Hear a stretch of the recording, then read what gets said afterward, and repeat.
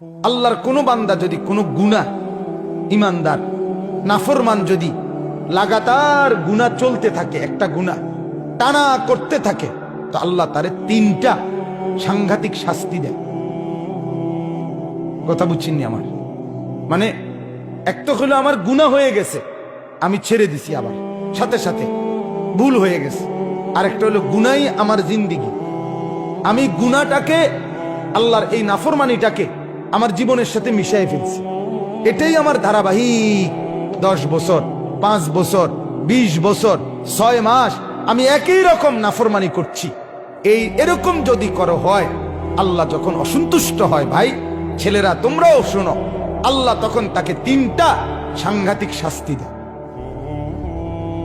কি কি? 1 নাম্বার, আদাল্লাহুল্লাহ, আল্লাহ তখন নিজে নারাজ হয়ে আল্লাহই তাকে পথভ্রষ্ট, গোমরা করে দেয়। যা, ঠিক আছে বান্দা, আজ 6 মাস আমাকে মনে পড়লো না, আজ 6 বছর আমাকে মনে পড়লো না, আজ 20 বছর এক টানা এই গুনাহ করছো, ছাড়তে পারলা না, ঠিক আছে, লম্বা সময় আজকে আমি সিদ্ধান্ত নিলাম, তুমি বান্দা আদাল্লাহুল্লাহ, আমি তোমাকে গোমরা করে দিলাম, জান্নাতের রাস্তা থেকে সরায় দিলাম, যা না ফরমান, এবার তুই যেদিকে মন চায় যা। এটা আল্লাহ করে। 2, ও খাতামা আলা সামঈহি ওয়া কলবি, কোরআনের আয়াত। আল্লাহ বলে 2 নম্বর শাস্তি দেই, গুনাহ যখন লম্বা হয়, নাফরমানি যখন দীর্ঘদিন হয়ে যায়, আমি আল্লাহ নারাজ হয়ে একদিন কান এবং অন্তর, এই 2টার মধ্যে মোহর মেরে দিই। ও খাতামা আলা সামঈহি ওয়া কলবি, কানে এবং অন্তরে আল্লাহ বলেন আমি মোহর মেরে দিই। অর্থাৎ তখন আর এই কান হকের কোনো কথা, আখিরাতের কোনো কথা শুনে না। এই অন্তর আল্লাহ, পরকাল, আখিরাত, মৃত্যু পরবর্তী মিজান, হাসর নসর কিছুই আর এই অন্তর বোঝে না, মোহর মেরে দেয়, একবারে সিল মেরে দেয়। 3, ওয়াজআলা আলা বাসারিহি গিশাওয়া, আল্লাহ বলে আমার নাফরমানি যখন বেড়ে যায়, আমি 3 নম্বরে চোখের সামনে পর্দা ফেলে দিই। আচ্ছা এবার বলেন তো, আপনি বলেন, একজন বুঝের মানুষও যদি ভাবেন, আপনি বলেন, আল্লাহ যদি কাউকে পথ ভুলাইয়া দেয়, আল্লাহই যদি কারণ কান আর অন্তর মোহর মেরে দেয়, আল্লাহই যদি কারো চোখের সামনে পর্দা ফেলে দেয়, এবার তারে হেদায়েত দিবে কে? বলো না ভাই, তোমারে এবার আলোর পথ দেখাবে কে? তোমারে এবার জাহান্নাম থেকে বাঁচাবে কে?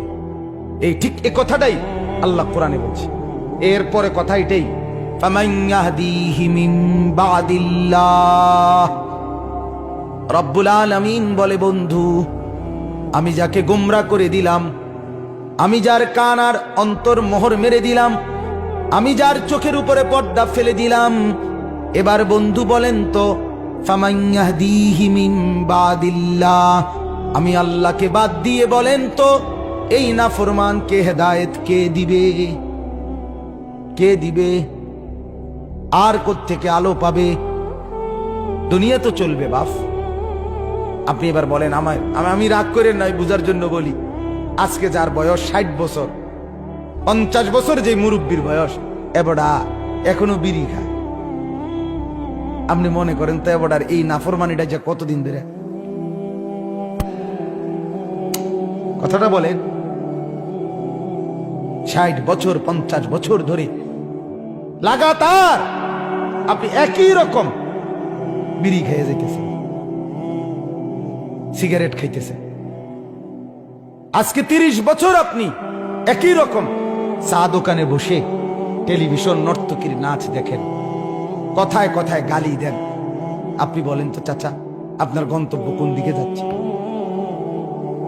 বলেন, গুনাহ কত লম্বা হয়েছে বলেন তো? আজকে 20 বছর মনে করেন যার ঘরে রঙিন টেলিভিশন চলে, একই রকমের প্রতিদিন স্ত্রী ছেলে মেয়ে নাচ গান সিনেমা নাটক দৃশ্য উলঙ্গ পনা দেখে, এই ঘরের হালাতটা কি মনে হয়? কত গুনাহ কত বছর কথা বোঝেন নাই আমার? 20 বছরও আপনার গুনাহটা ছাড়বার কথা মনে হইল না। এটা যে এত বড় গুনাহ, এর দূর বিবেকে আসলো না। আপনার পরিণতিটা কি কি মনে হয়? কি মনে হয়? আজ 30 বছর বাজারে ব্যবসা করে, 10 বছর ব্যবসা করে, প্রত্যেক দিন ওনার ব্যবসা একই জিনিস ওজনে কম দেয়, ঠকায়, মিথ্যা বলে, ধোকা দেয়। আপনি বলেন তো ওনার পরিণতিটা কোন দিকে যাচ্ছে? বুঝাইতে পারলাম কিনা? ছেলেরা, বাপ, তোমরা এবার বলো, আজ 6 মাস মনে করো, 6 মাস বা 1 বছর তুমি কোনোদিন ফজরের নামাজ একদিনও পড়লা না, তুমি জানো না ফজরের নামাজ কখন পড়ে, কয়টায় পড়ে। বলো না ভাইয়া, তোমার জিন্দেগি কোন দিকে যাচ্ছে? যদি এমন হয় একদিন আর মনে না পড়ে তুমি মুসলমান, কি হবে তোমার? দুনিয়া দুনিয়া চলবে বাপ, বাত আটকাইবে না, খানা দানা বন্ধ হবে না, বিয়ে শাদিও বন্ধ হবে না, বাচ্চা কাচ্চাও হইব, পেশাব পায়খানাও চলব, ঘুমও আসবে।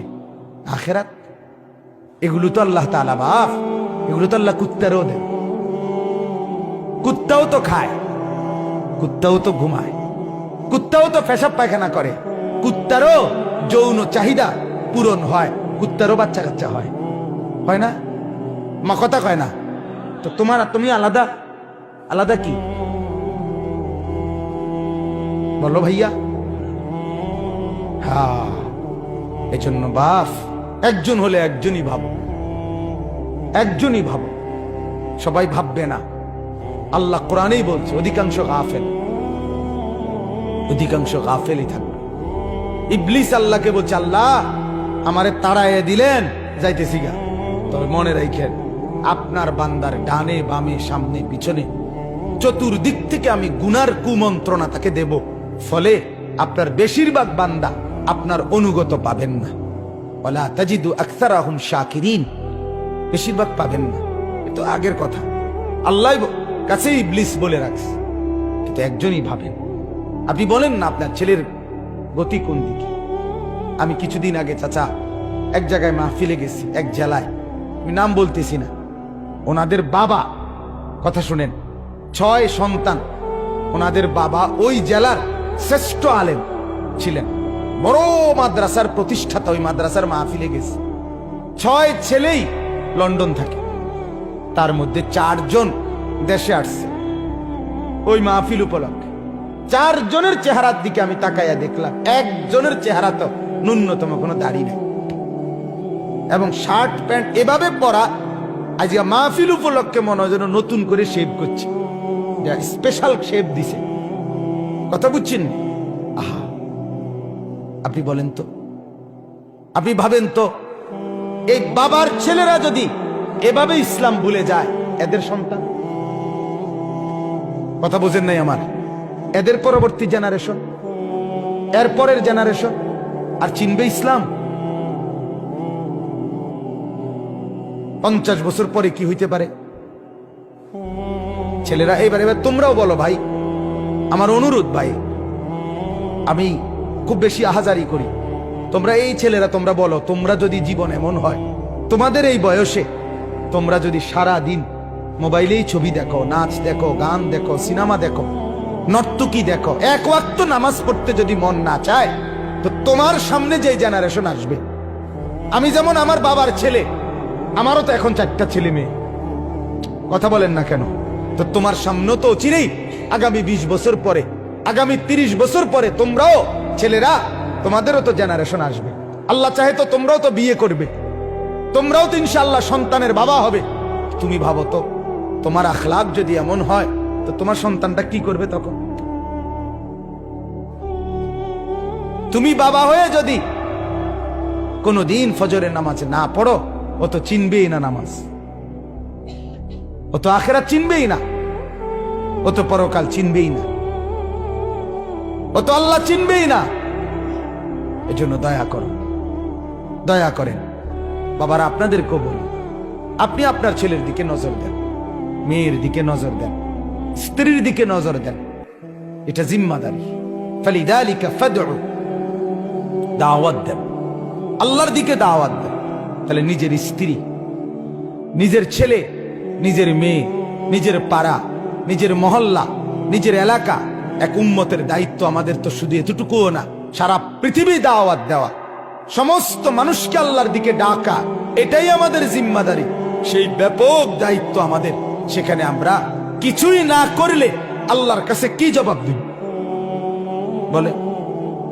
এজন্য দয়া করে প্রত্যেকের কাছে অনুরোধ, আপনারা প্রত্যেকেই দাওয়াত ও তাবলীগের মেহনতে আল্লাহর রাস্তায়, আবারও এই গ্রামে প্রচুর দাওয়াত ও তাবলীগের মেহনত চলছে, বিগত দিনের ইতিহাস এটা।